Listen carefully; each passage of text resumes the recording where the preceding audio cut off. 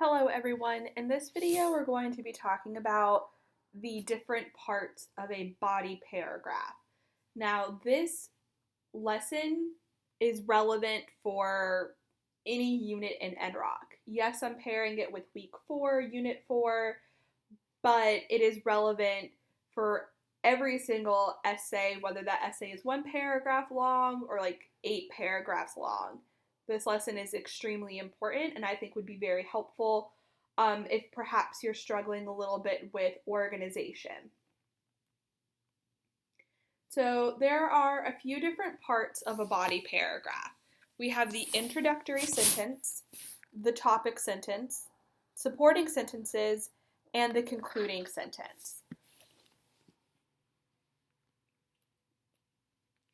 So this is a paragraph that we looked at in a previous lesson, but I added an introductory sentence to this paragraph because a lot of the work in NROC does ask you to include the author's name and the title of the article you're looking at, and that's just a good practice for any essay that you're writing where you use outside sources.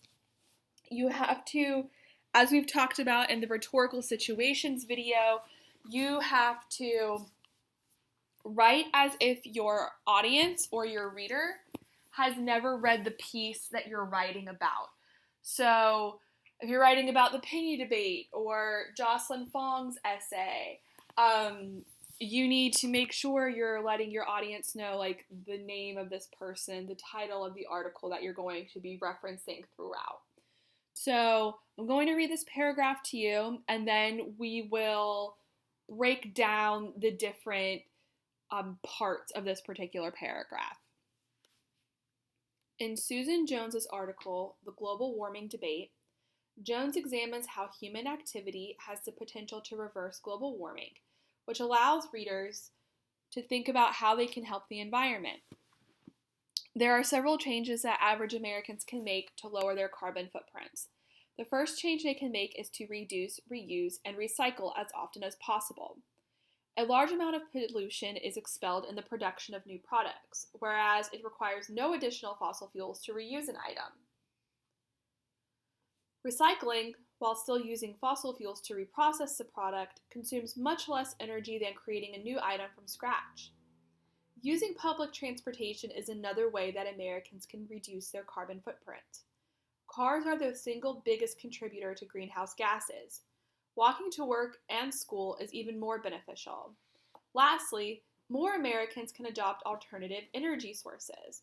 Installing wind turbines and solar panels reduces our reliance on fossil fuels, which will reduce the harmful emissions they cause. By adopting all 3 of these changes, Americans can help ensure a brighter future for generations to come.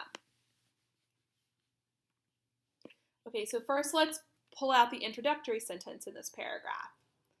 So here I've pulled out the introductory sentence, and while we have like the different parts of the paragraph, but each sentence also has different parts that need to be included in it. So the introductory sentence, as you can see here, should include the title of the article, the author of the article, the topic of the article, and the purpose of the article. And this is something that Unit 1 especially asks you to practice. So by including the author's name, the title of the article, the topic, and the purpose of the article, your audience will be able to understand your paragraph better. They'll be able to understand your overall argument better. There won't be any confusion. And that's what you really want to do. You want to make sure you're being as thorough as possible so that your readers don't become confused. Otherwise, if your readers are confused, then everything you've written kind of becomes pointless. So we've already spent a lot of time on the topic sentence, especially with this particular paragraph, but we're still going to talk about it because it's still something folks struggle with. So after the introductory sentence, you could have your topic sentence. So remember, the topic sentence lets your audience know this is what this paragraph is about, and this is a claim I'm making about that subject. So here we have, there are several changes that average Americans can make to lower their carbon footprints. So this sentence is saying, hey, this paragraph is going to be about global warming, lowering carbon footprints, and the claim that they're making is that there are several changes that can be made to lower those carbon footprints, okay? And don't include something I've seen happening in the Unit 1 essays. People will include the supporting points and details in the topic sentence.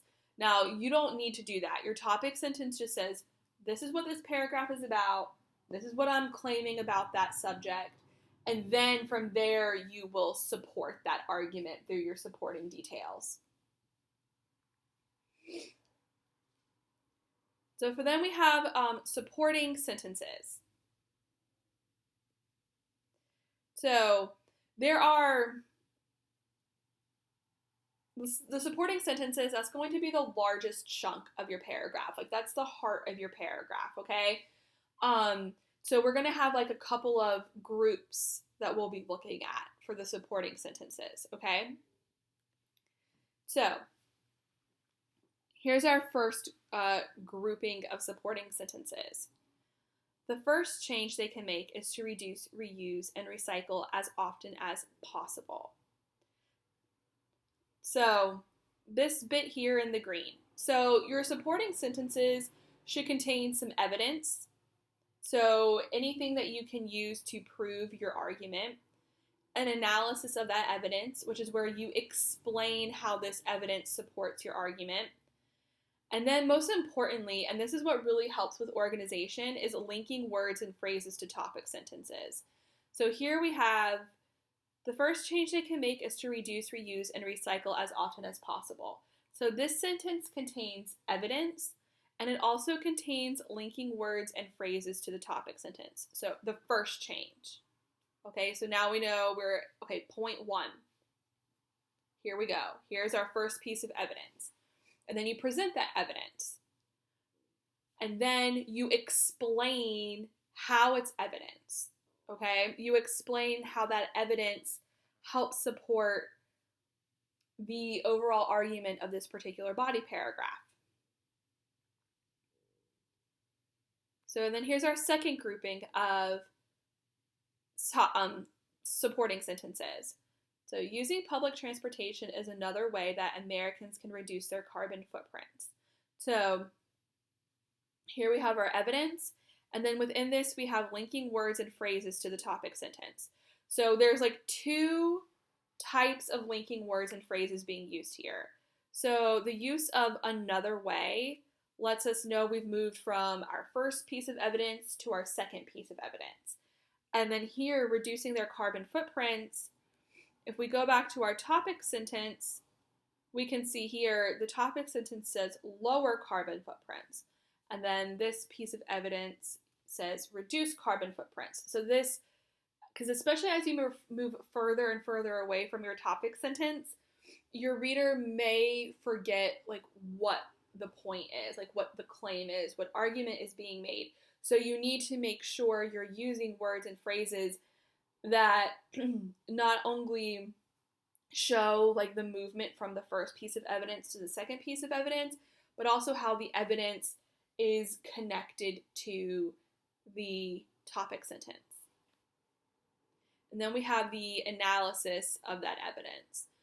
Cars are the single biggest contributor to greenhouse gases. Walking to work and school is even more beneficial. So when I say like explain how the evidence supports the overall argument or explain how the evidence is evidence, I don't mean you should write using public transportation as evidence of how to reduce one's carbon footprint. Like, don't be so pointed in your language, okay? You're just explaining like, okay, use public transportation. You should use public transportation because cars are the single biggest contributor to greenhouse gases. Walking to work and school is even more beneficial, okay? So I'm not saying like explicitly say this is evidence because, or this supports my argument because. It's more seamless than that. And then our final group of supporting sentences. So we have our evidence again, the explanation of that evidence, and then linking words and phrases. So here you're signaling to your reader, all right, this is the last chunk of evidence. I'm almost done. All you have left is the concluding sentence. I think it's really important for you all to use linking words like this, like first, also, next, lastly, finally. Because it will not only help you stay organized, but it'll help your audience stay organized as well. And then you have the concluding sentence. So something I see happen a lot in student essays is the introduction of new information into the concluding sentence or concluding sentences box in NROC. And you should not introduce new information in the concluding sentence, okay? The concluding sentence is meant to just wrap everything up. It's meant to leave your reader with like a final thought, not like a final brand new piece of information, but instead like, okay, indicating this is over with, thank you for being here. Well, don't actually thank your reader for being here, but it has that sense of finality to it. And then here we have, by adopting all three of these changes, so you're linking back to those three major supporting points, those three major chunks of evidence. And then our final thought, Americans can help ensure a brighter future for generations to come. Again, please note how nothing new is introduced, okay? We're not going to add here like, oh, we should eliminate single-use plastics. Like, no, we're done. We're going to wrap this up. In a future lesson, I'll talk more about concluding paragraphs as a whole, but it's still like this, whether you're writing a concluding sentence for a body paragraph or a concluding paragraph for an entire essay, your conclusion is a conclusion. It's an ending. It's like the last thing you're reading. So you should be wrapping things up, not introducing new information, okay? And so then here you can see everything put together. So in purple, we have our introductory sentence. In this navy blue font, we have our topic sentence.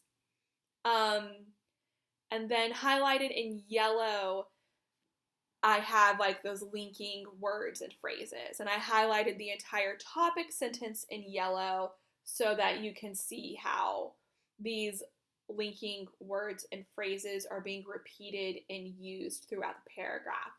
And then in light blue, I have the first chunk of evidence. In orange, I have the second chunk of evidence. And in red, I have like the third chunk of evidence. And then green, the concluding sentence.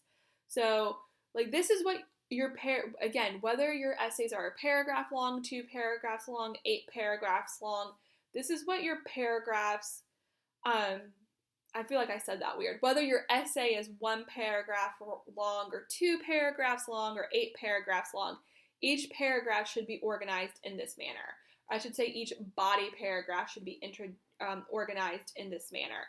It should look like this. It should be approximately this length. Okay, something that happens a lot is like in the supporting sentences, people will write like one sentence. Like maybe there are several changes that average Americans can make to lower their carbon footprints, like recycling, and then they're done. Well, no, you have to explain how recycling can help lower one's carbon footprint, and you also need to provide more evidence for how folks can lower their carbon footprints, okay? It's very important to be thorough. And I know sometimes folks like try to rush through these essays, but it's better to spend more time getting it right on the first draft than having me come back to you and say, like, no, you need to include more information. Because regardless, you're going to have to include more information, because I won't accept a very, like, flimsy body paragraph that doesn't have a lot of substance to it, okay? So that's really all I have to say about different parts of the paragraph. I know NROC talks about this. I know there are some foundation resources in the various units you can use, but personally, I'm a fan of color coding and breaking things down, and I don't think NROC really breaks things down in this way. And also, I do wanted to take the time to say, like, you need to make sure you're writing nice, hefty, substantial body paragraphs, and not just trying to, like, quickly get through something. Or maybe you're not trying to quickly get through it. Maybe you just don't really understand what is meant by, like, supporting sentences, but hopefully this helps. So if you have any questions, please don't hesitate to reach out, and good luck.